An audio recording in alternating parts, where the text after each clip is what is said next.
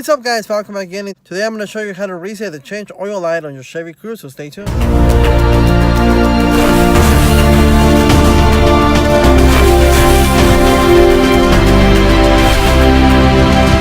Alright guys, so here we go. We are inside my 2012 Chevy Cruze. The buttons that we're going to be using are these ones right here. You can see the menu here, up and down, and then this little button right here.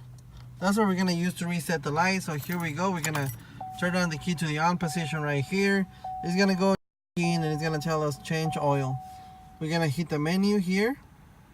So then it goes vehicle information, and then we're going to go up. There it goes, oil light. So we're going to hit this one on the side right here. And it says, are you sure you want to reset? You go up one, hit it again. And there it goes, plain and simple. It's all done. So now we can just turn it on or turn it off, whatever you guys want to do. But that is it. My oil change light has officially been reset. Alright guys, well, I hope this video helps somebody out. Don't forget to thumbs up, subscribe, hit that bell for me. I will catch you guys in my next video. Thank you for watching, and you guys have yourselves a great day.